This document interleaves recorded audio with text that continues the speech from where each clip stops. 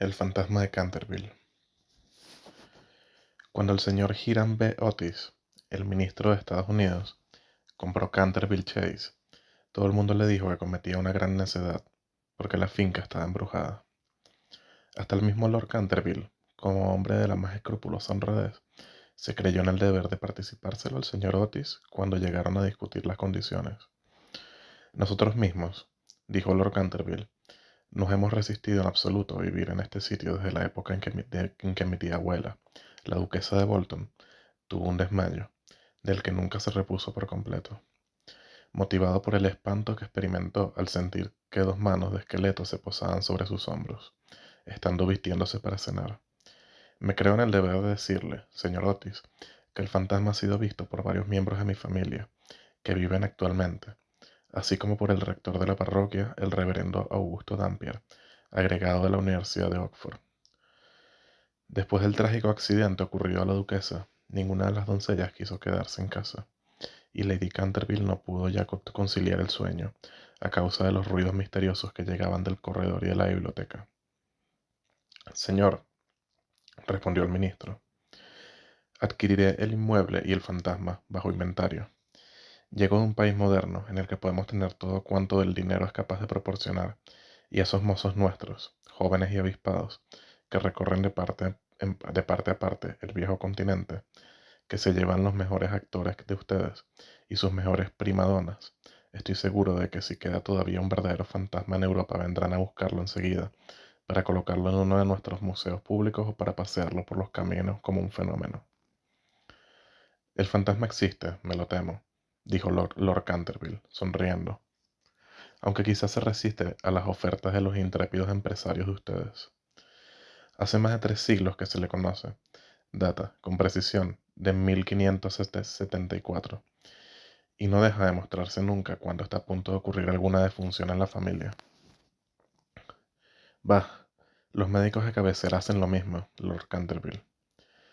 Amigo mío, un fantasma no puede existir, y no creo que las leyes de la naturaleza admitan excepciones en favor de la aristocracia inglesa. Realmente son ustedes muy naturales en América, dijo Lord Canterville, que no acababa de comprender la última observación en el señor Otis. Ahora bien, si le gusta a usted tener un fantasma en casa, mejor que mejor. Acuérdese únicamente de que yo se lo previne. Algunas semanas después se cerró el trato, y a fines de estación, el ministro y su familia emprendieron el viaje en Canterville. La señora Otis, que con el nombre de Miss Lucrecia R. Tampan, de la calle West 52, había sido una ilustre beldad de Nueva York. Era todavía una mujer guapísima, de edad regular, con unos ojos hermosos y un perfil soberbio. Muchas damas norteamericanas, cuando abandonan su país natal, adoptan aires de persona atacada de una enfermedad crónica, y se figuran que eso es uno de los sellos de distinción de Europa. Pero la señora Otis no cayó nunca en ese error. Tenía una naturaleza magnífica y una abundancia extraordinaria de vitalidad. A decir verdad, era completamente inglesa bajo muchos aspectos, y hubiese podido citársele en buen lid para sostener la tesis de que lo tenemos todo en común con Estados Unidos hoy día, excepto la lengua, como es de suponer. Su hijo mayor, bautizado por él con el nombre de Washington por sus padres, en un momento de patriotismo que él no cesaba de lamentar, era un muchacho rubio, de bastante buena figura, que se había erigido en candidato a la diplomacia, dirigiendo un cotillón en el casino de Newport durante 3 temporadas seguidas, y aún en Londres pasaba por ser bailarín excepcional. Sus únicas debilidades eran las gardenias y la patria. Aparte de esto, era perfectamente sensato. La señorita Virginia E. Otis era una muchachita de 15 años, esbelta y graciosa como un cervatillo, con un bonito aire de despreocupación en sus grandes ojos azules. Era una amazona maravillosa, y todo su caballito derrotó una vez en carreras al viejo Lord Bilton, dando 2 veces la vuelta al parque, ganándole por caballo y medio, precisamente frente a la estatua de Aquiles, lo cual provocó un entusiasmo tan delirante en el joven duque de Cheshire, que le propuso acto continuo el matrimonio, y sus tutores tuvieron que expedirlo aquella misma noche a Elton, bañado en lágrimas. Después de Virginia venían 2 gemelos, conocidos de ordinario con el nombre de estrellas y bandas, porque se les encontraba siempre ostentándolas. Eran unos niños encantadores y, con el ministro, los únicos verdaderos republicanos de la familia. Como Canterville Chase está a 7 millas de Ascot, la estación más próxima, el señor Otis telegrafió que fueran a buscarlo en coche descubierto, y emprendieron la marcha en medio de la mayor alegría. Era una noche encantadora de julio, en que el aire estaba aromado por olor a pinos. De cuando en cuando se oía una paloma arrullándose con su voz más dulce, o se entreveía entre la mañana y el frufrú de los helechos la pechuga de oro bruñido de algún faisán. Ligeras ardillas que espiaban desde lo alto de las hayas a su paso. Unos conejos corrían como exhalaciones a través de los matorrales o sobre los collados herbosos, levantando su rabo blanco. Sin embargo, no bien entraron en la avenida de Canterville Chase, el cielo se cubrió repentinamente de nubes. Un extraño silencio pareció invadir toda la atmósfera. Una gran bandada de cornejas cruzó calladamente por encima de sus cabezas, y antes de que llegasen a la casa ya habían caído algunas gotas. En los escalones se hallaba para recibirlos una vieja, pulcramente vestida de seda negra, con cofia y delantal blancos. Era la señora Umney, el ama de gobierno que la señora Otis, a vivos requerimientos de Lady Canterville, accedió a conservar en su puesto. Hizo una profunda reverencia a la familia cuando echaron pie a tierra, y dijo, con un singular acento de los buenos tiempos antiguos, «Les doy la bienvenida a Canterville Chase». La siguieron, atravesando un hermoso hall de estilo Tudor, hasta la biblioteca, largo salón espacioso que terminaba con un ancho ventanal acristalado. Estaba preparado el té. Luego, una vez se quitaron los trajes de viaje, se sentaron todos y se pusieron a curiosear en torno suyo, mientras la señora Umney iba de un lado para el otro. De pronto la mirada del señor Otis cayó sobre una mancha de rojo oscuro que había sobre el pavimento, precisamente al lado de la chimenea, y, sin darse cuenta de sus palabras, dijo a la señora Umney, «Veo que han vertido algo en este sitio». «Sí, señora», contestó la señora Umney en voz baja. «Ahí se ha vertido sangre». «Es espantoso», exclamó la señora Otis. «No quiero manchas de sangre en un salón. Es preciso quitar eso inmediatamente». La vieja sonrió, y con la misma voz baja y misteriosa respondió, «Es sangre de Lady Leonor de Canterville, que fue muerta en este mismo sitio por su propio marido, Simón de Canterville, en 1565. Simón la sobrevivió 9 años, desapareciendo de repente en circunstancias misteriosísimas. Su cuerpo no se encontró nunca, pero su alma culpable sigue embrujando la casa. La mancha de sangre ha sido muy admirada por los turistas y por otras personas, pero quitarla imposible». «Todo eso son tonterías», exclamó Washington Otis.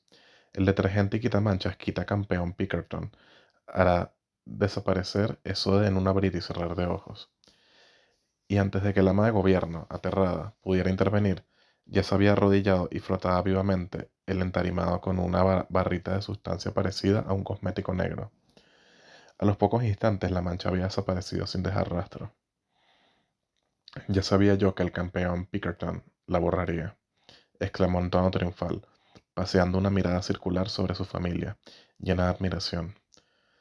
Pero apenas había pronunciado esas palabras, cuando un relámpago formidable iluminó la estancia sombría, y el retumbar del trueno levantó a todos, menos a la señora Umney, que se desmayó. «¡Qué clima más atroz!», dijo tranquilamente el ministro, encendiendo un largo veguero. «Creo que el país de los abuelos está tan lleno de gente que no hay buen tiempo bastante para todo el mundo. Siempre opiné que lo mejor que pueden hacer los ingleses es emigrar». «Querido Hiram», replicó la señora Otis, «¿qué podemos hacer con una mujer que se desmaya? Descontaremos eso de su salario en caja. Así no se volverá a desmayar». En efecto, la señora Umney no tardó en volver en sí. Sin embargo, se veía que estaba conmovida hondamente, y con voz solemne advirtió a la señora Otis que debía esperarse algún disgusto en la casa. «Señores, he visto con mis propios ojos algunas cosas que pondrían de pelos de punta a cualquier cristiano. y durante noches y noches no he podido pegar los ojos a causa de hechos terribles que pasaban. A pesar de lo cual, el señor Otis y su esposa aseguraron vivamente a la mujer que no tenían miedo a ninguno de los fantasmas. La vieja ama de llaves, después de haber impetrado la bendición de la providencia sobre sus nuevos amos y de arreglárselas para que le aumentasen el salario, se retiró a su habitación renqueando. La tempestad se desencadenó durante toda la noche, pero no produjo nada extraordinario. Al día siguiente, por la mañana, cuando bajaron a almorzar, encontraron de nuevo la terrible mancha sobre el entarimado. No creo que tenga la culpa del limpiador sin rival, dijo Washington, pues lo ha ensayado sobre toda clase de manchas. Debe ser cosa del fantasma. En consecuencia, borró la mancha, después de frotar un poco. Al otro día, por la mañana, había reaparecido, y, sin embargo, la biblioteca había permanecido cerrada la noche anterior, porque el señor Otis se había llevado la llave para arriba. Desde entonces la familia empezó a interesarse por aquello. El señor Otis se hallaba a punto de creer que había estado demasiado dogmático negando la existencia sobre los fantasmas. La señora Otis expresó su intención de afiliarse a la sociedad psíquica, y Washington preparó una larga carta a los señores Myers y Putnam, basada en la persistencia de las manchas de sangre cuando provienen de un crimen. Aquella noche disipó todas las dudas sobre la existencia objetiva de los fantasmas. La familia había aprovechado la frescura de la tarde para dar un paseo en coche. Regresaron a las 9, tomando una ligera cena. La conversación no recayó ni un momento en los fantasmas, de manera que faltaban hasta las condiciones más elementales de espera y de receptibilidad que presentan a menudo a los fenómenos psíquicos.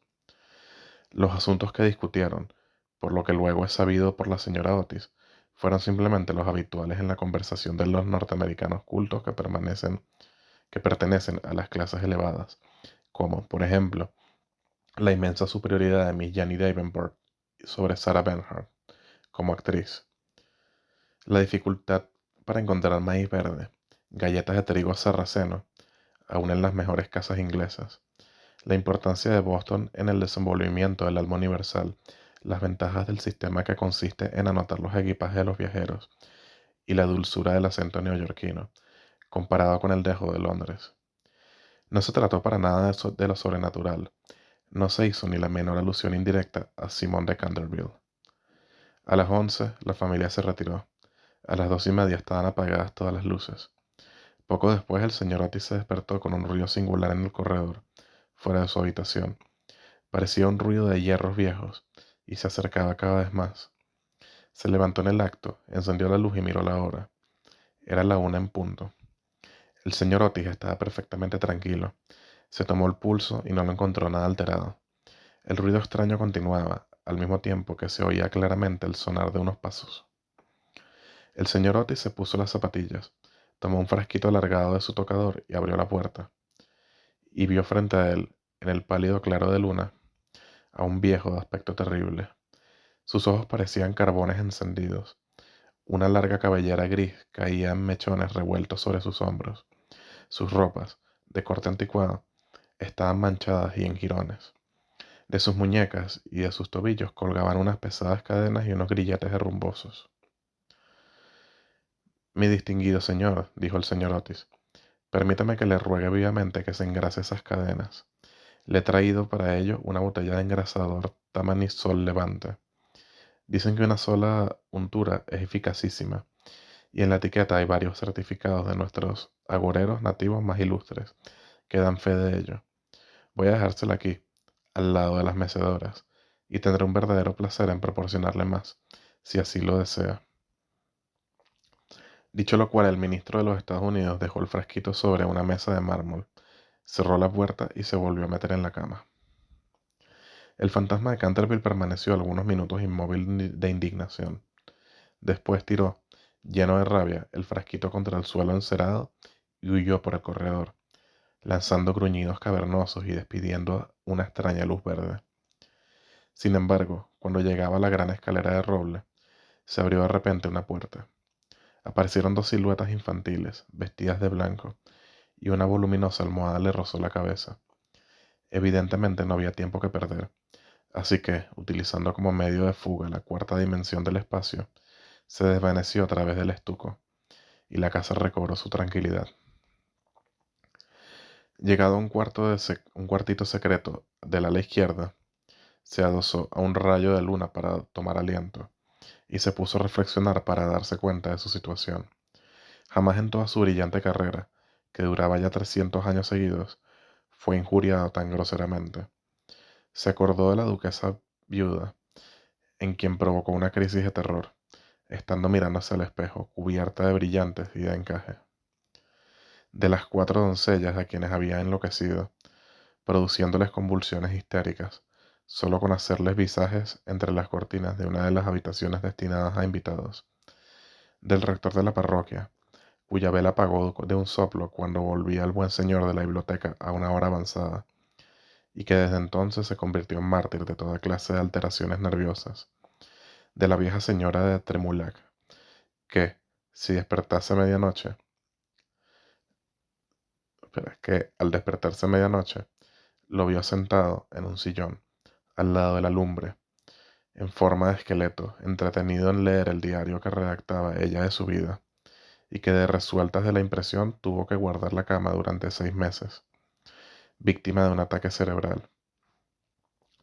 Una vez curada se reconcilió con la iglesia y rompió toda clase de relaciones con el señalado escéptico Monsieur de Voltaire.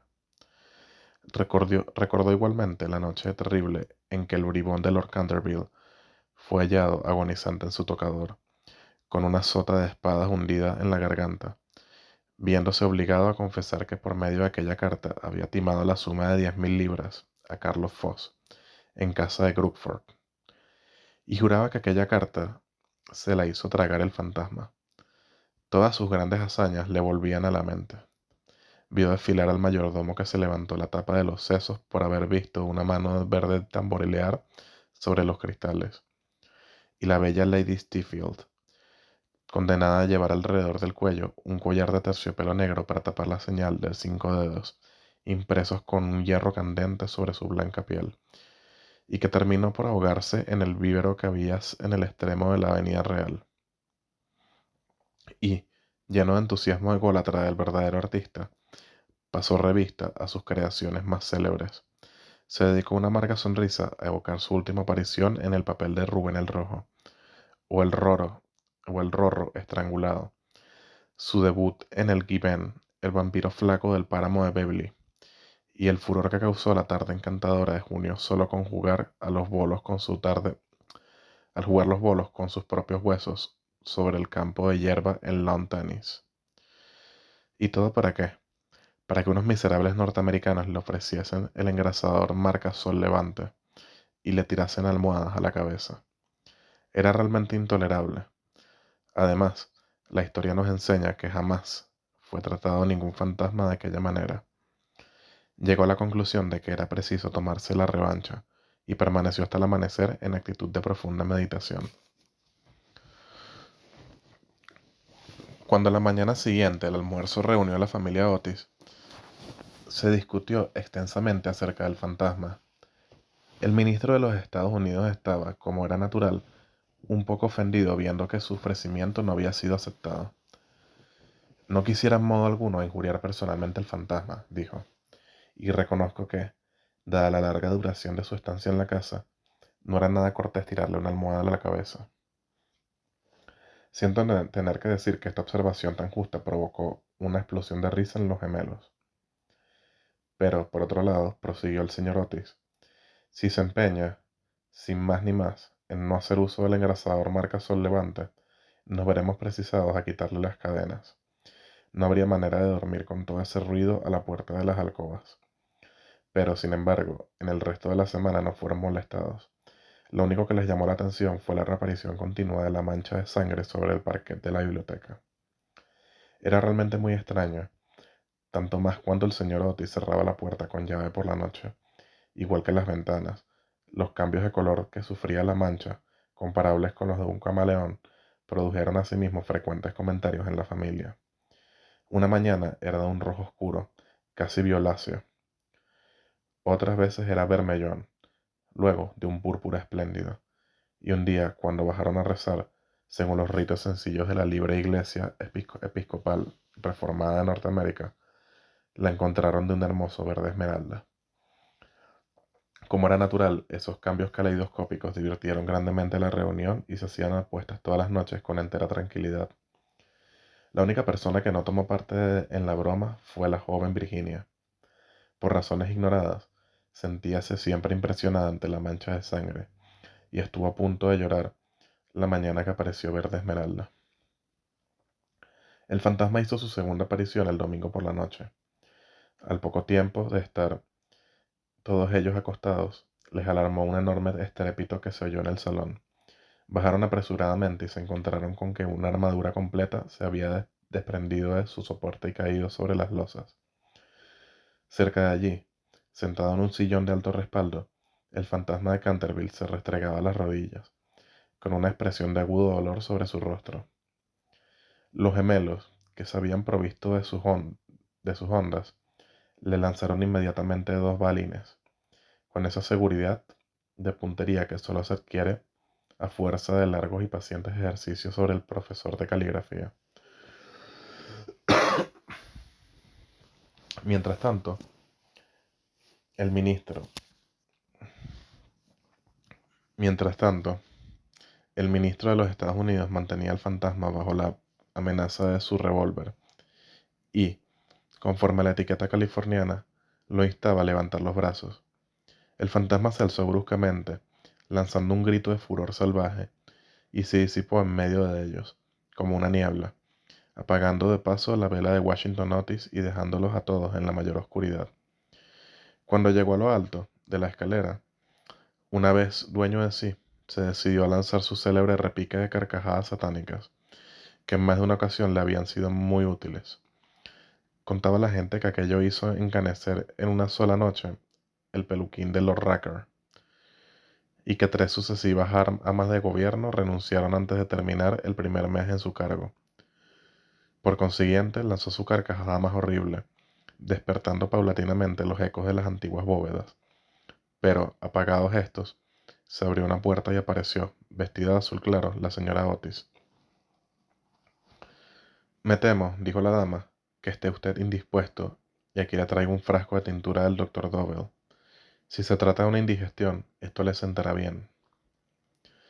El fantasma la miró con los ojos llameantes de furor y se creyó en el deber de metamorfosearse en un gran perro negro. Era un truco que le había dado una reputación merecidísima, y al cual atribuía la idiotez incurable del tío de Lord Canterville, el honorable Thomas Horton. Pero un ruido de pasos que se acercaban le hizo vacilar en su cruel determinación, y se contentó con volverse un poco fosforescente. Enseguida se desvaneció, después de lanzar un gemido sepulcral, porque los gemelos iban a darle alcance. Una vez en su habitación se sintió destrozado, presa de la agitación más violenta. La ordinariez de los gemelos, el grosero materialismo de la señora Otis, todo aquello le resultaba realmente vejatorio. Pero lo que más lo humillaba era no tener ya fuerzas para llevar una armadura.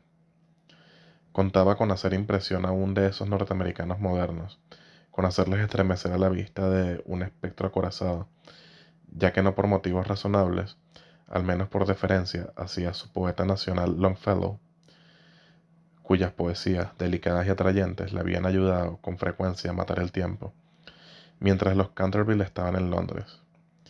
Además, era su propia armadura. La llevó con éxito en el torneo de Kenilworth, siendo felicitado calurosamente por la reina virgen en persona. Pero cuando quiso ponérsela quedó aplastada por completo con el paso de la enorme coraza y del yelmo de acero, y se desplomó pesadamente sobre las losas de piedra, despellejándose las rodillas y contusionándose la muñeca derecha. Durante varios días estuvo malísimo, y no pudo salir de su morada más que lo necesario para mantener en buen estado la mancha de sangre.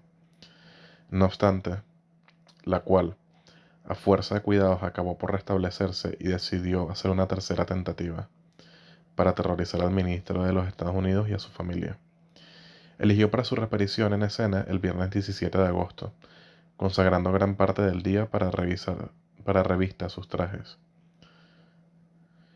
Su elección recayó, al fin, en un sombrero de ala levantada por un lado y caída por otro, con una pluma roja, en un sudario deshilachado por las mangas, y el cuello y, por último, en un puñal mohoso.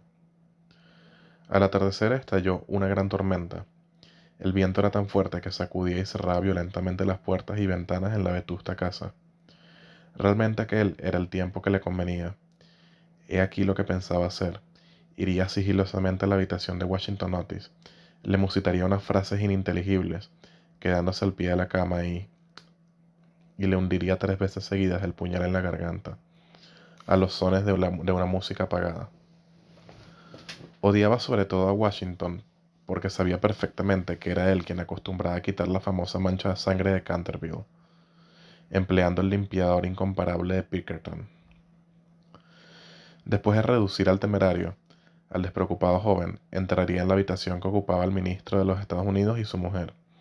Una vez allí, colocaría una mano viscosa sobre la frente de la señora Otis y al mismo tiempo murmuraría, con voz sorda, al oído del ministro tembloroso, los secretos terribles del osario. En cuanto a la pequeña Virginia, aún no tenía decidido nada. No lo había insultado nunca. Era bonita y cariñosa. Unos cuantos gruñidos sordos, que saliesen del armario, le parecían más que suficientes, y si no bastaban para despertarla, llegaría hasta tirarla de la puntita de la nariz con sus dedos rígidos por la parálisis. A los gemelos estaba resuelto darles una lección. Lo primero que haría sería sentarse sobre sus pechos, con el objeto de producirles la sensación de pesadilla.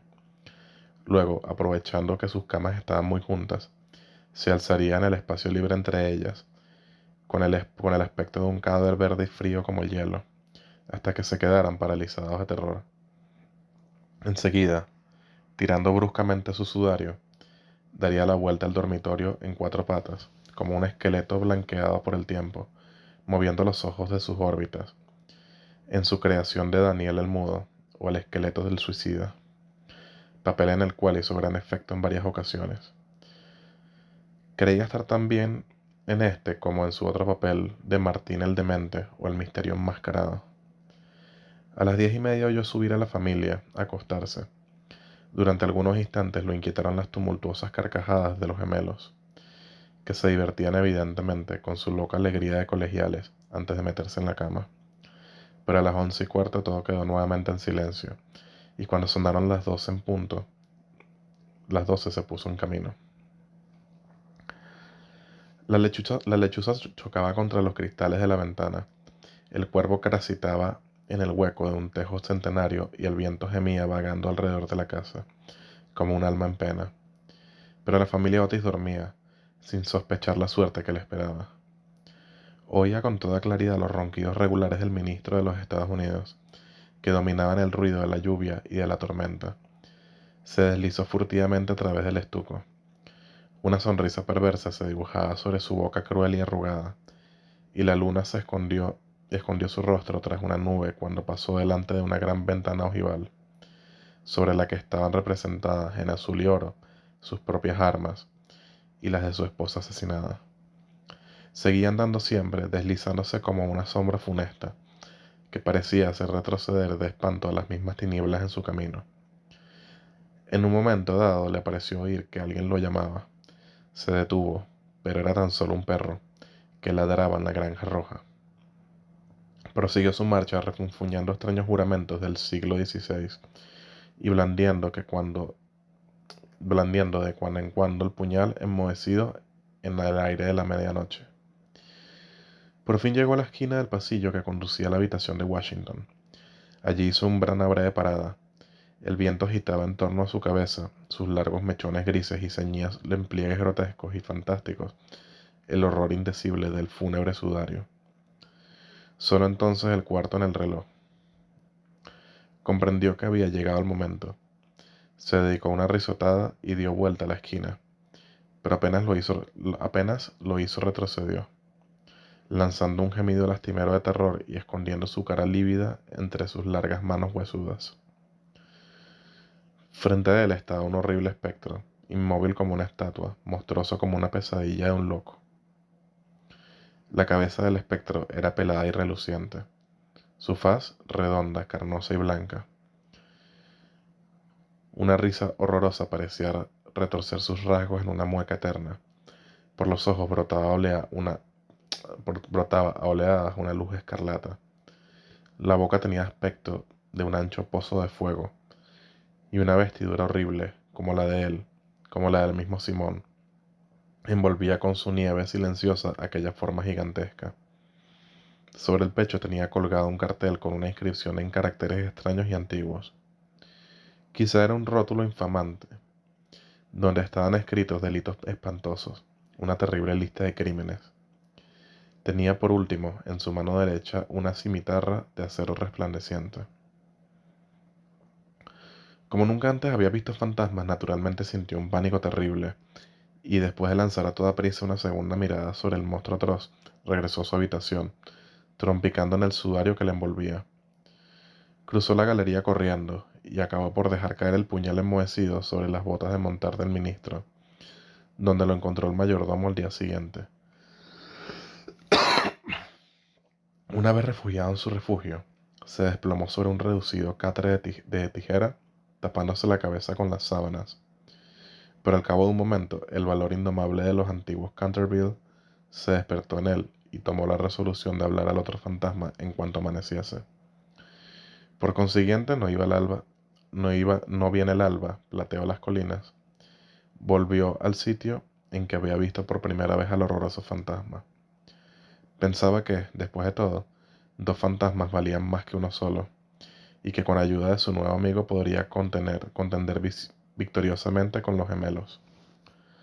Pero cuando llegó al sitio se halló en presencia de un espectáculo terrible. Le sucedía algo indudablemente al espectro, porque la luz había desaparecido por completo de sus órbitas. La cimitarra centelleante se había caído de su mano y estaba recostado sobre una pared en una actitud forzada e incómoda. Simón se precipitó hacia adelante y lo cogió en sus brazos, pero cuál no sería su terror viendo despegarse la cabeza y rodar por el suelo, mientras el cuerpo tomaba la posición supina, y notó que abrazaba una cortina blanca de lienzo grueso y que yacían sus pies en una escoba, un machete de cocina y una calabaza vacía. Sin poder comprender aquella curiosa transformación, cogió con la mano febril el cartel, leyendo a la claridad grisácea de la mañana estas palabras terribles. He aquí el fantasma Otis, el único espíritu auténtico y verdadero. Desconfíen de las imitaciones, todos los demás son falsificaciones. Y la entera verdad se le apareció como un relámpago. Había sido burlado, chasqueado, engañado. La expresión característica de los Canterville reapareció en sus ojos. Apretó las mandíbulas desdentadas y, levantando por encima de su cabeza sus manos amarillas, juró, según el ritual pintoresco de la antigua escuela, que cuando el gallo tocara 2 veces el cuerno de su alegre llamada se consumarían sangrientas hazañas, y el crimen, de callado paso, saldría de su retiro. No había terminado de formular este juramento terrible, cuando de una alquería lejana, de tejado de ladrillo rojo, salió el canto de un gallo. Lanzó una larga risotada, lenta y amarga, y esperó. Esperó una hora y después otra, pero por alguna razón misteriosa no volvió a cantar el gallo. Por fin, a eso de las 7:30, la llegada de las criadas lo obligó a abandonar su terrible guardia, y regresó a su morada, con altivo paso, pensando en su juramento vano y en su vano proyecto fracasado. Una vez allí consultó varios libros de caballería, cuya lectura le interesaba extraordinariamente, y pudo comprobar que el gallo cantó siempre 2 veces en cuantas ocasiones se ocurrió aquel juramento. Que el diablo se lleve este animal volátil, murmuró. En otro tiempo hubiese caído sobre él con mi buena lanza, atravesándole el cuello y obligándolo a cantar otra vez para mí, aunque reventara. Y dicho esto, se retiró a su confortable caja de plomo, y allí permaneció hasta la noche.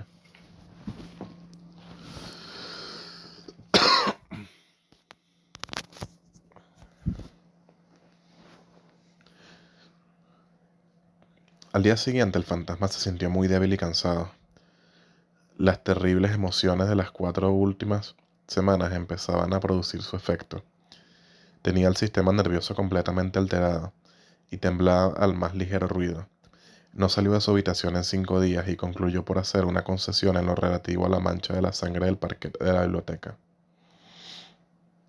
Puesto que la familia Otis no quería verla, era indudable que no la merecía.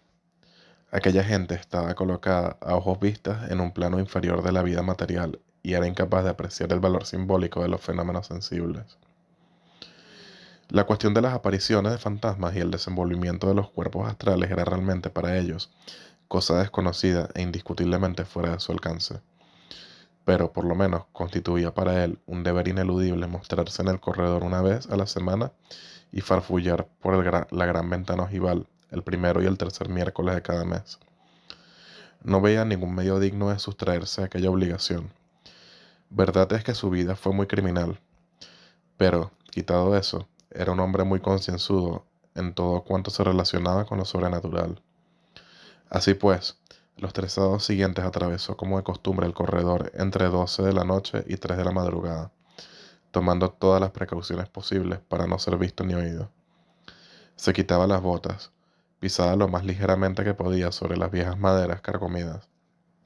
Se envolvía en una gran capa de terciopelo negro y no dejaba de usar el engrasador Sol Levante para sus cadenas. Me veo precisado a reconocer que solo después de muchas vacilaciones se decidió adoptar este último medio de protección. Pero al fin, una noche, mientras cenaba la familia, se deslizó en el dormitorio de la señora Otis y se llevó el frasquito.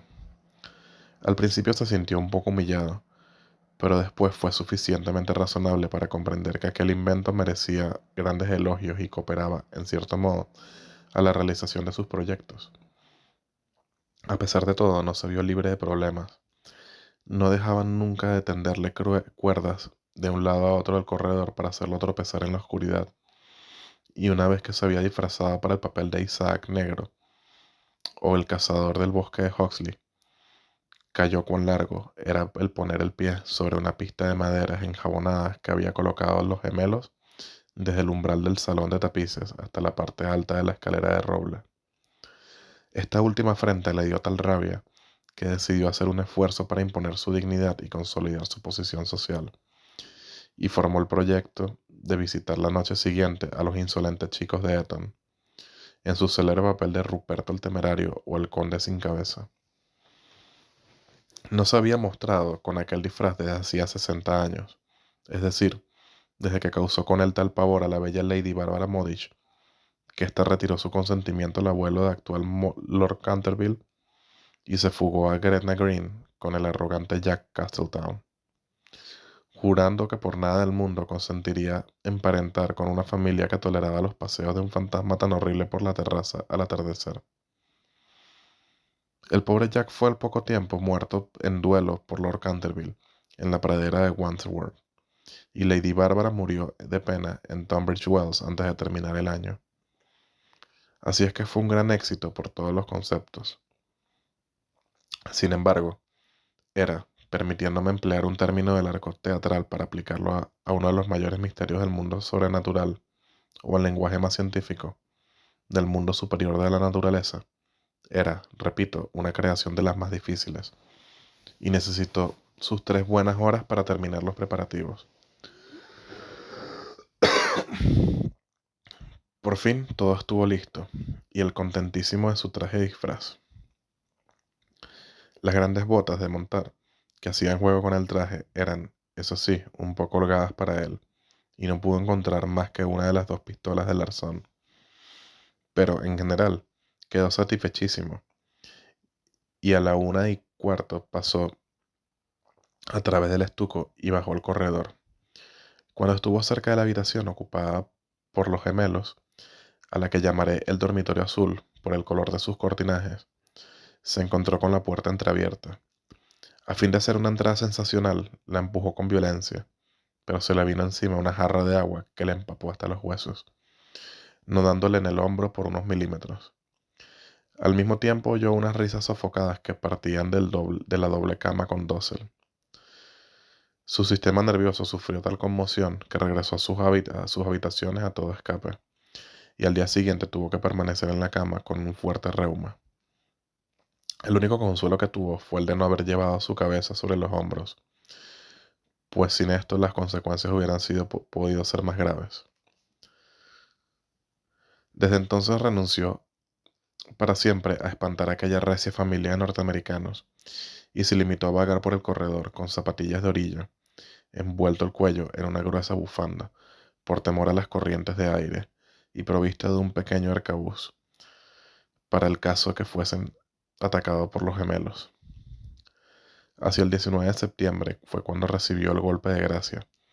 Había bajado por la escalera hasta el espacioso salón, seguro de que en aquel sitio por lo menos estaba a cubierto de jugarretas, y se entretenía en hacer observaciones satíricas sobre las grandes fotografías del ministro de los Estados Unidos y de su mujer, hechas en una casa de Surrey. Iba vestido sencilla, pero decentemente, con un largo sudario salpicado de moho de cementerio. Se había atado la quijada con una tira de tela y llevaba una linternita y un azadón de sepulturero. En una palabra, iba disfrazado de Jonás el desenterrador, o el ladrón de cadáveres de Charity Barn. Era una de sus creaciones más notables y de las cuales que guardaban recuerdo, con más motivo los Canterville, ya que fue la verdadera causa de su riña con Lord Rufford, vecino suyo. Serían próximamente las 2:15 de la madrugada, y a su juicio no se movía nadie en la casa. Pero cuando se dirigía tranquilamente en dirección a la biblioteca, para ver lo que quedaba de la mancha de sangre, se abalanzaron hacia él, desde un rincón sombrío, dos siluetas agitando locamente sus brazos sobre sus cabezas, mientras gritaban a su oído: ¡Buh! Lleno de pánico, cosa muy natural en aquellas circunstancias, se precipitó hacia la escalera pero entonces se encontró frente a Washington Otis, que lo esperaba armado con la regadera del jardín. De tal modo que, cercado por sus enemigos, casi acorralado, tuvo que evaporarse en la gran estufa de hierro colado, que afortunadamente para él no estaba encendida, y abrirse paso hasta sus habitaciones por entre tubos y chimeneas, llegando a su refugio en el tremendo estado en el que lo pusieron de agitación, el hollín y la desesperación. Desde aquella noche no volvió a vérsele nunca de expedición nocturna. Los gemelos se quedaron muchas veces al acecho para sorprenderlo, sembrando de cáscara de nuez los corredores toda la noche, con gran molestia de sus padres y criados. Pero fue inútil. Su amor propio estaba profundamente herido, sin duda, y no quería mostrarse. En vista de ello, el señor Otis se puso a trabajar en su gran obra sobre la historia del Partido Demócrata, una extraordinaria horneada de almejas, obra que había empezado 3 años antes. La señora Otis organizó una extraordinaria horneada de almejas, de la que se habló en toda la comarca. Los niños se dedicaron a jugar a la barra, al écarté, al póker y a otras diversiones nacionales de Estados Unidos. Virginia dio paseos a caballo por las carreteras en compañía del duquesito de Cheshire, que se hallaba en Canterville pasando sus últimas semanas de vacaciones. Todo el mundo se figuraba que el fantasma había desaparecido, hasta el punto de que el señor Otis escribió una carta a Lord Canterville para comunicárselo, y recibió en contestación otra carta en la que éste le testimoniaba el placer que le producía la noticia y enviaba sus más sinceras felicitaciones a la digna esposa del ministro. Pero los Otis se equivocaban. El fantasma seguía en la casa, y aunque se hallaba muy delicado, no estaba dispuesto a retirarse, sobre todo después de saber que figuraba entre los invitados el duquesito de Cheshire, cuyo tío, Lord Francis Stilton, apostó una vez con el coronel Carbury a que jugaría los dados con el fantasma de Canterville. A la mañana siguiente encontraron a Lord Stilton tendido sobre el suelo del salón de juego en un estado de parálisis tal que, a pesar de la edad avanzada que alcanzó, no pudo ya nunca pronunciar más palabras que estas: doble seis. Esta historia era muy conocida en un tiempo, aunque, en atención a los sentimientos de dos familias nobles, se hiciera todo lo posible por ocultarla. Y existe un relato detallado de todo lo referente a ella en el tomo tercero de las Memorias de Lord Tuttle sobre el príncipe regente y sus amigos. Desde entonces el fantasma deseaba vivamente probar que no había perdido su influencia sobre los Stilton, con los que además estaba emparentado por matrimonio, pues una prima suya se casó en segundas nupcias con el señor Bulkeley, del que descienden en línea directa, como todo el mundo sabe, los duques de Cheshire. Por consiguiente, hizo su preparativo para mostrarse al pequeño enamorado de Virginia en su famoso papel de fraile vampiro, o el Benedicto desangrado. Era un espectáculo espantoso, que cuando la vieja Lady Easterbury se lo vio representar, es decir, en víspera de Año Nuevo en 1764, empezó a lanzar chillidos agudos, que tuvieron por resultado un fuerte ataque de apoplejía y su fallecimiento al cabo de 3 días, no sin que se desheredara antes a los Canterville y legase todo su dinero a su farmacéutico en Londres. Pero, a última hora, el terror que le inspiraban los gemelos lo retuvo en su habitación, y el duquecito durmió tranquilo en el gran lecho con dosel coronado de plumas del dormitorio real, soñando con Virginia. Virginia y su adorador de cabello rizado dieron unos días después un paseo a caballo por los prados de Brockley, paseo en el que ella desgarró su vestido de amazona al saltar un seto, de tal manera que, de vuelta a su casa, entró por la escalera de atrás para que no la viesen. Al pasar corriendo por delante de la puerta del salón de tapices, que estaba abierta de par en par, le pareció ver a alguien dentro. Pensó que sería la doncella de su madre, que iba con frecuencia a trabajar en esa habitación. Asomó la cabeza para encargarle que cosiese el vestido, pero con gran sorpresa suya, quien allí estaba era el fantasma de Canterville en persona. Se había acomodado ante la ventana contemplando el oro llameante de los árboles amarillentos que revoloteaban por el aire, las hojas enrojecidas que bailaban locamente a lo largo de la gran avenida. Tenía la cabeza apoyada en una mano, y toda su actitud revelaba desaliento más profundo. Realmente presentaba un aspecto tan abrumado, tan abatido, que la pequeña Virginia, en vez de ceder a su primer impulso, que fue echar a correr y encerrarse en su cuarto, se sintió tan llena de compasión y tomó el partido de ir a consolarlo. Tenía la muchacha un paso tan ligero y él una melancolía tan honda, que no se dio cuenta de su presencia hasta que le habló. Lo he sentido mucho por usted, dijo, pero mis hermanos regresan mañana a Eton, y entonces, si se porta usted bien, nadie lo atormentará. Es inconcebible pedirme que me porte bien, le respondió, contemplando estupefacto a la jovencita que tenía la audacia de dirigirle la palabra. Perfectamente inconcebible. Es necesario que yo sacuda mis cadenas, que gruña por los agujeros de las cerraduras y que corretee de noche. ¿Eso es lo que usted llama portarse mal? No tengo otra razón de ser. Eso no es una razón de ser. En sus tiempos fue usted muy malo, ¿sabe? La señora Umney nos dijo que el día que llegamos que usted mató a su esposa. Sí, lo reconozco, respondió incautamente el fantasma, pero era un asunto de familia y nadie tenía que meterse.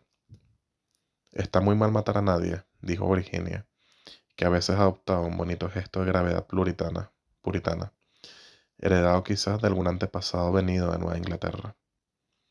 Oh, no puedo sufrir la severidad barata de la moral abstracta. Mi mujer era feísima. No almidonaba nunca lo bastante mis puños, y no sabía nada de cocina. Mire usted, un día había yo cazado un soberbio ciervo en los bosques de Huxley, un hermoso macho de 2 años. Pues no puede usted figurarse cómo me lo sirvió. Pero en fin, dejemos eso. Es un asunto liquidado, y no encuentro nada bien que sus hermanos me dejasen morir de hambre, aunque yo la matase. Que lo dejaran morir de hambre, oh señor fantasma. Don Simón, quiero decir, es que tiene usted hambre. Hay un sándwich en mi costurero. ¿Le gustaría? No, gracias. Ahora ya no como. Pero de todos modos lo encuentro amabilísimo de su parte. Es usted bastante más atenta que el resto de su horrible, arisca y ordinaria y ladrona familia. Basta, exclamó Virginia, dando con el pie en el suelo. El arisco, el horrible y el ordinario lo es usted. En cuanto a lo de ladrón, bien sabe usted que me ha robado mis colores de la caja de pinturas para restaurar esa ridícula mancha de sangre de la biblioteca. Empezó usted por coger mis rojos, incluso el bermellón, imposibilitándome para pintar las puestas de sol. Después agarró usted el verde esmeralda y el amarillo cromo. Y, finalmente, solo me queda el añil y el blanco. Así que ahora no puedo hacer más que claros de luna, que da grima ver, e incomodísimos, además de colorear. Y no lo he acusado, aún estando fastidiada y a pesar de que todas esas cosas son completamente ridículas. ¿Se ha visto alguna vez sangre color verde esmeralda? Vamos a ver, dijo el fantasma con cierta dulzura. ¿Y qué iba yo a hacer? Es dificilísimo en los tiempos actuales agenciarse sangre de verdad, y ya que su hermano empezó con su quitamanchas incomparable, no veo por qué no iba yo a emplear los colores de usted para resistir. En cuanto al tono, es cuestión de gusto. Así, por ejemplo, los Canterville tienen sangre azul, la sangre más azul que existe en Inglaterra. Aunque ya sé que ustedes los norteamericanos no hacen el menor caso de esas cosas. No sabe usted nada, y lo mejor que puede hacer es emigrar, y así se formará idea de algo. Mi padre tendrá un verdadero gusto en proporcionarle un pasaje gratuito, y aunque haya fuertes impuestos sobre los espíritus, no le pondrán dificultades en la aduana. Y una vez en Nueva York, puede usted contar con un gran éxito. Conozco infinidad de personas que darían $100,000 por tener un antepasados y que sacrificarían mayor cantidad aún por tener un fantasma para la familia.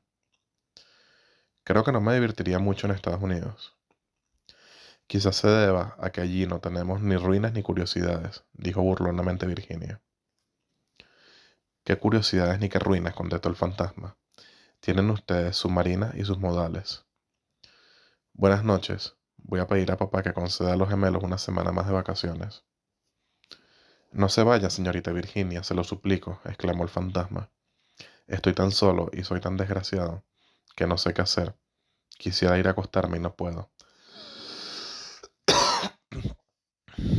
Pues es inconcebible.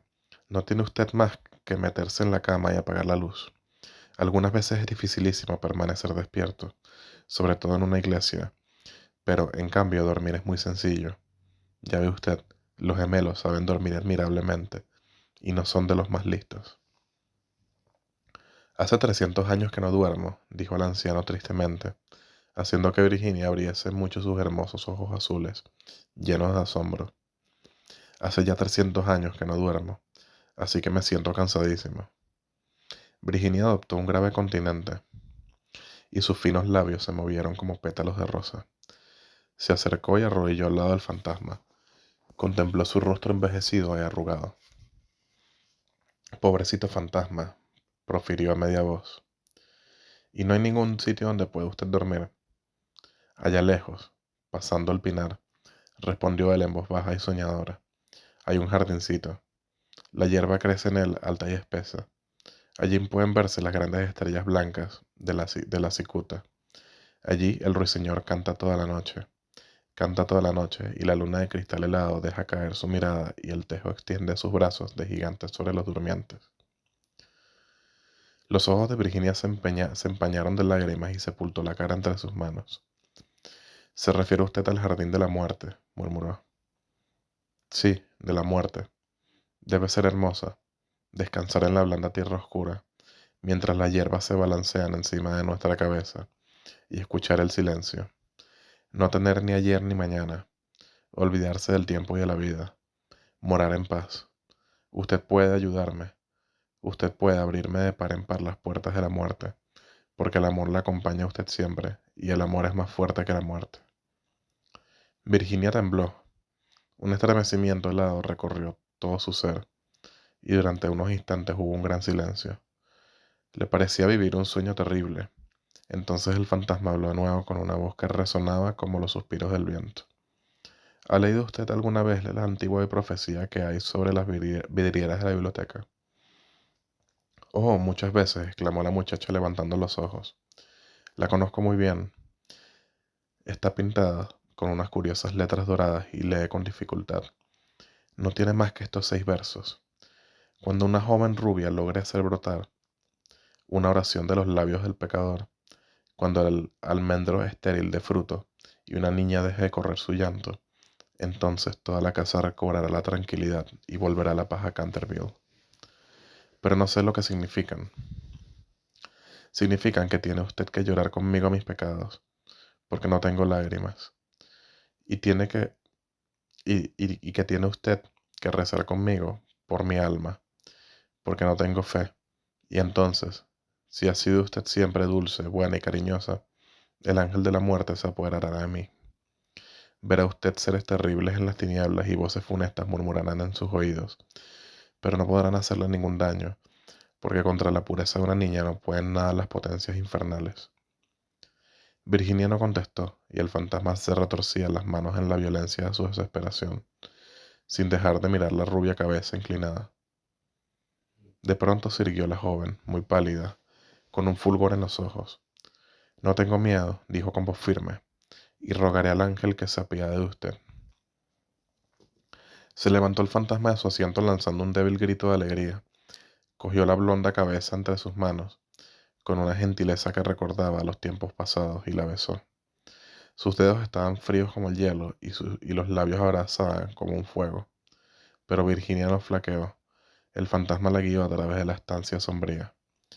Sobre un tapiz de un verde apagado estaban bordados unos pequeños cazadores. Soplaban sus cuernos adornados los flecos y sus lindas manos le hacían gestos de que retrocediese. Vuelve sobre tus pasos, Virginia. Vete, vete, gritaban. Pero el fantasma le apretaba, en aquel momento, la mano con más fuerza y ella cerró los ojos para no verlos. Horribles animales de colas de lagarto y de ojazos saltones parpadearon maliciosamente en las esquinas de la chimenea, mientras le decían en voz baja: Ten cuidado, Virginia, ten cuidado.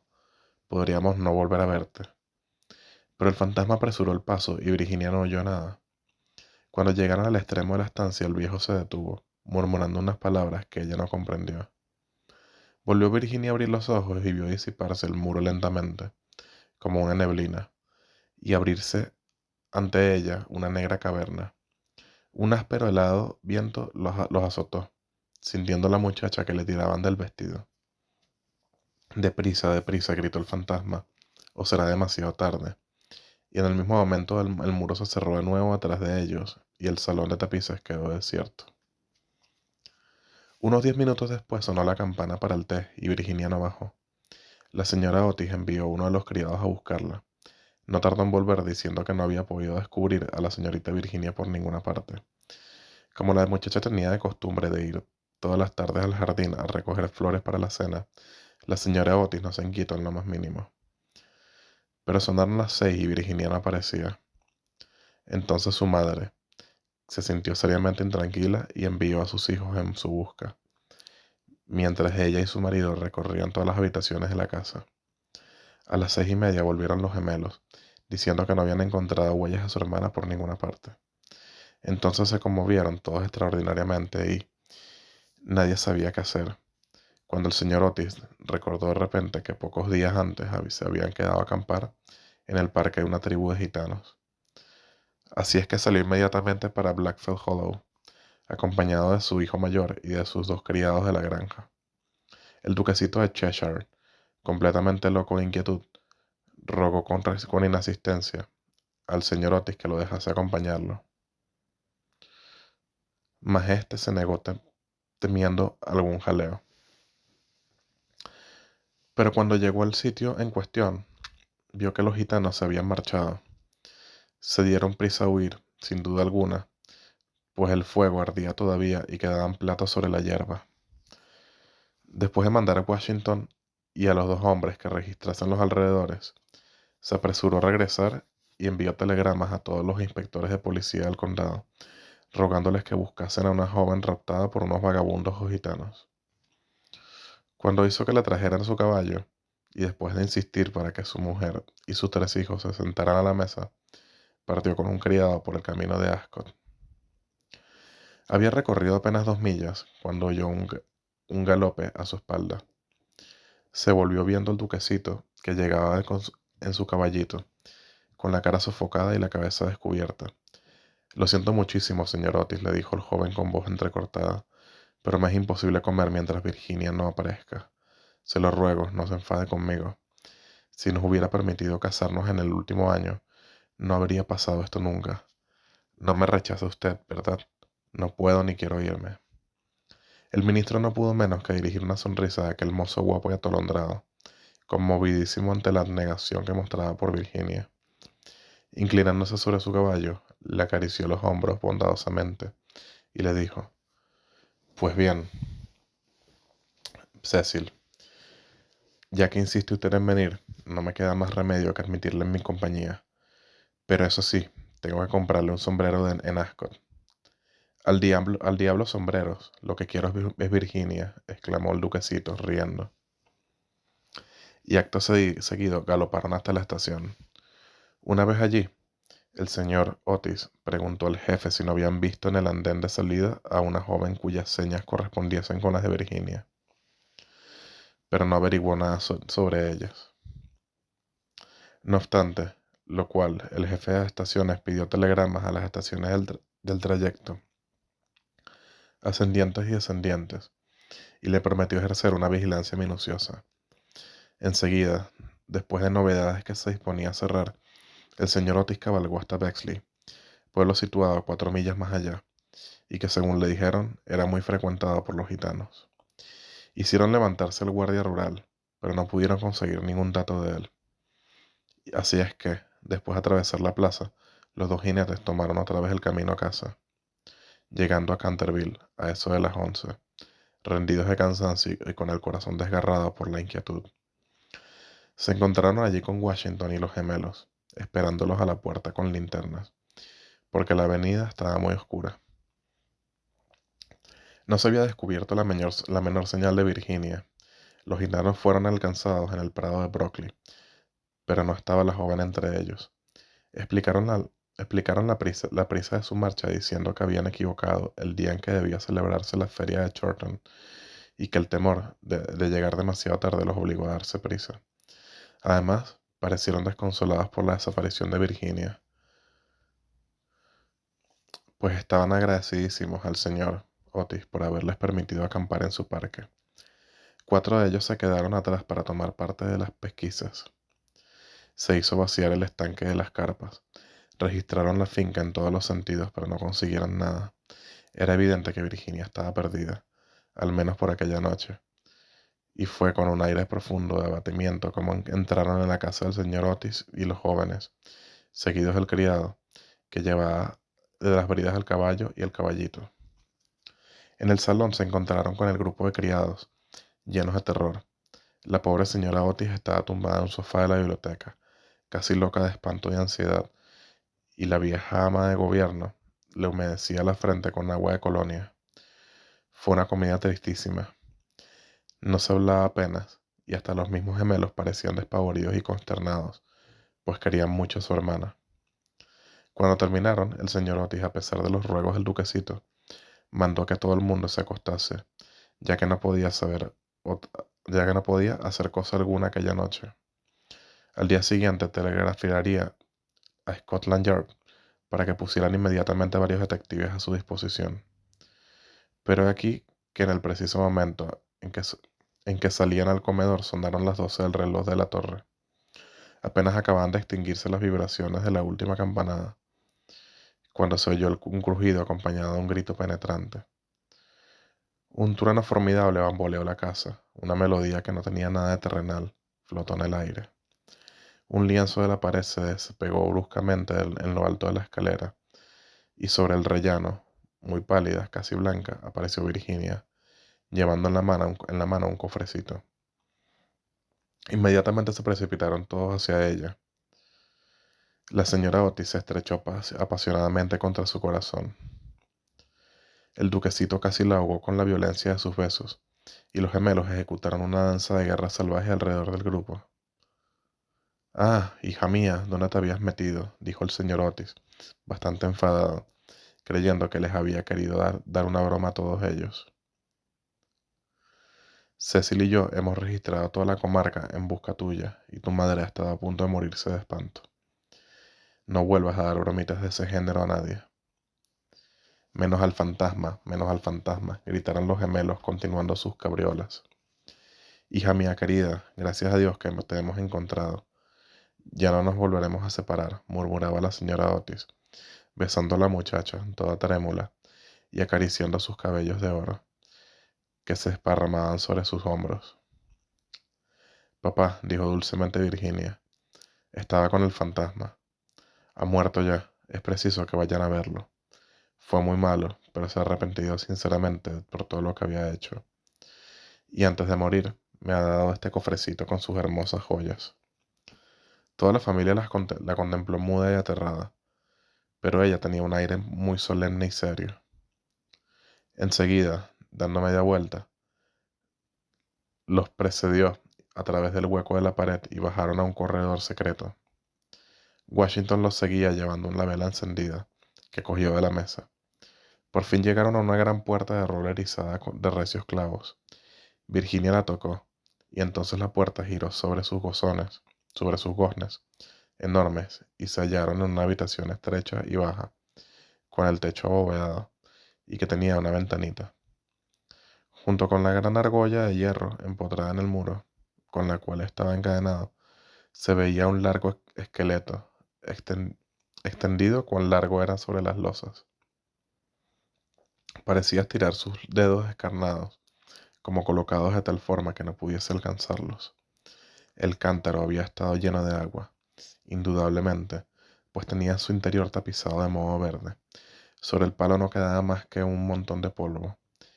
Virginia se arrodilló junto al esqueleto y, uniendo sus manitas, se puso a rezar en silencio, mientras la familia contemplaba con asombro la horrible tragedia cuyo secreto acababa de ser revelado. Atisa, exclamó de pronto uno de los gemelos, que había ido a mirar por la ventanita, queriendo adivinar de qué lado del edificio caía aquella habitación. Atisa, el antiguo almendro, que estaba seco, ha florecido. Se ven admirablemente las hojas a la luz de la luna. Dios lo ha perdonado, dijo gravemente Virginia, levantándose, y un magnífico resplandor parecía iluminar su rostro. Eres un ángel, exclamó el duquesito, ciñéndole el cuello con sus brazos y besándola. 4 días después de estos curiosos sucesos, a eso de las 11 de la noche, salía un fúnebre cortejo de Canterville House. El carro iba arrastrado por 8 caballos negros, cada uno de los cuales llevaba adornada la cabeza con un gran penacho de plumas de avestruz, que se balanceaban. La caja de plomo iba cubierta con un rico paño de púrpura, sobre el cual estaban bordadas en oro las armas de Canterville. A cada lado del carro y de los coches marchaban los criados llevando antorchas encendidas. Toda aquella comitiva tenía un aspecto grandioso e impresionante. Lord Canterville presidía el duelo. Había venido del país de Gales expresamente para asistir al entierro, y ocupaba el primer coche de la pequeña Virginia. Después iban el ministro de los Estados Unidos y su esposa, y detrás Washington y los dos muchachos. En el último coche iba la señora Umney. Todo el mundo convino en que, después de haber sido atemorizada por el fantasma por espacio de más de 50 años, tenía realmente derecho a verlo desaparecer para siempre. Cavaron una profunda fosa en un rincón del cementerio, precisamente bajo el tejo centenario, y dijo las últimas oraciones, de modo más patético, el reverendo Augusto Dampier. Luego, al bajar la caja a la fosa, Virginia se adelantó, colocando encima de ella una gran cruz hecha con flores detrás de una nube, de, no, con flores de almendro, blancas y rojas. En aquel momento salió la luna detrás de una nube e inundó el cementerio con sus silenciosas oleadas de plata, y de un bosquecillo cercano se elevó el canto de un ruiseñor. Virginia recordó la descripción que le hizo el fantasma del jardín de la muerte. Sus ojos se llenaron de lágrimas, y apenas pronunció una palabra durante el regreso. A la mañana siguiente, antes de que Lord Canterville partiese para la ciudad, la señora Otis conferenció con él respecto a las joyas entregadas por el fantasma a Virginia. Eran soberbias, magníficas. Había, sobre todo, un collar de rubíes en una antigua montura veneciana que era un espléndido trabajo del siglo XVI, y el conjunto representaba tal cantidad que el señor Otis sentía vivos escrúpulos en permitir que su hija se quedase con ellas. Señor, dijo el ministro, Sé que en este país se aplica la mano muerta, lo mismo que a los objetos menudos que a las tierras. Y es evidentísimo para mí, que estas joyas deben quedar en poder de usted como legado de familia. Le ruego, por tanto, que consienta en llevárselas a Londres, considerándolas simplemente como una parte de su herencia que le fuera restituida en circunstancias extraordinarias. En cuanto a mi hija, no es más que una chiquilla, y hasta hoy, me complace decirlo, siente poco interés por estas futilezas de lujo superfluo. He sabido igualmente por parte de la señora, por, he sabido igualmente por la señora Otis, cuya autoridad no es despreciable en cosas de arte. Dicho sea de paso, pues ha tenido suerte de pasar varios inviernos en Boston siendo muchacha, que esas piedras preciosas tienen un gran valor monetario y que si se pusieran en venta producirían una bonita suma. En estas circunstancias, Lord Canterville, reconocerá usted, indudablemente, que no puedo permitir que queden en manos de ningún miembro de la familia.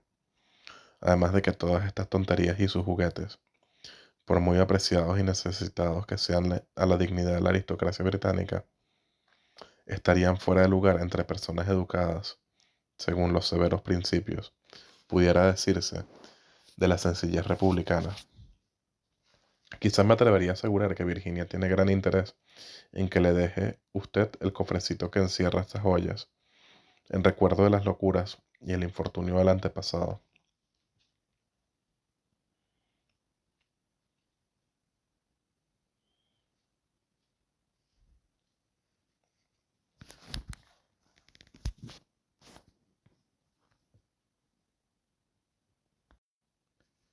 Y como ese cofrecito es muy viejo y, por consiguiente, deterioradísimo, quizá encuentre usted razonable acoger favorablemente su petición.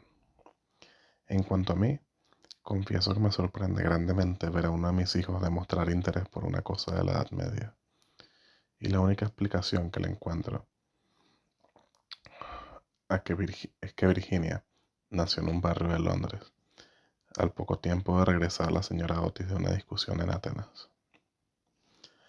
Lord Canterville escuchó imperturbable el discurso del digno ministro, atusándose de cuando en cuando el bigote gris para ocultar una sonrisa involuntaria. Una vez que hubo terminado el señor Otis, le estrechó cordialmente la mano y contestó: Mi querido amigo, su encantadora hijita ha prestado un servicio importantísimo a mi desgraciado antecesor. Mi familia y yo le estamos reconocidísimos por su maravilloso valor y por la sangre fría que ha demostrado. Las joyas le pertenecen, sin duda alguna, y creo, a fe mía, que si tuviese yo la suficiente insensibilidad para quitárselas, el viejo tunante saldría de su tumba al cabo de 15 días para infernarme la vida. En cuanto a que sean joyas de la familia, no podrían serlo sino después de estar especificadas como tales en un testamento, en forma legal, y la existencia de estas joyas permaneció siempre ignorada. Le aseguro que son tan mías como de su mayordomo. Cuando la señorita Virginia sea mayor, sospecho que le encantará tener cosas tan lindas que llevar. Además, señor Otis, olvida usted que adquirió usted el inmueble y el fantasma bajo inventario, de modo que todo lo que le pertenece al fantasma le pertenece a usted. A pesar de las pruebas de actividad que ha dado Simón por el corredor, no por eso deja de estar menos muerto, desde el punto de vista legal, y su compra lo hace usted dueño de lo que le pertenecía a él. El señor Otis se quedó muy preocupado ante la negativa de Lord Canterville y le rogó que reflexionara nuevamente su decisión. Pero el excelente par se mantuvo firme y terminó por convencer al ministro de que aceptase el regalo del fantasma. Cuando en la primavera de 1890 la duquesita de Cheshire fue presentada por primera vez en la recepción de la reina, con motivo de su casamiento, sus joyas fueron motivo general de admiración, y Virginia fue agraciada con la diadema, que se otorga como recompensa a todas las norteamericanas juiciosas, y se casó con su novio en cuanto éste tuvo edad para ello. Eran ambos tan agradables y se amaban de tal modo que a todo el mundo le encantó este matrimonio, menos a la vieja marquesa de Dumbleton, que venía haciendo todo lo posible por atrapar al duquesito y casarlo con una de sus 7 hijas. Para conseguirlo dio Al menos 3 grandes comidas costosísimas. Cosa rara, el señor Otis sentía una gran simpatía personal por el duquesito, pero teóricamente era enemigo de los títulos y, según sus propias palabras, era de temer que, entre las influencias debilitantes de una aristocracia ávida de placer, fueran olvidados por Virginia los verdaderos principios de la sencillez republicana. Pero nadie hizo caso de sus observaciones, y cuando avanzó por la nave lateral de la iglesia de San Jorge, en Hanover Square, llevando su hija del brazo, no había hombre más orgulloso en toda Inglaterra. Después de la luna de miel, el duque y la duquesa regresaron a Canterville Chase, y al día siguiente de su llegada, por la tarde, fueron a dar una vuelta por el cementerio solitario próximo al Pinar.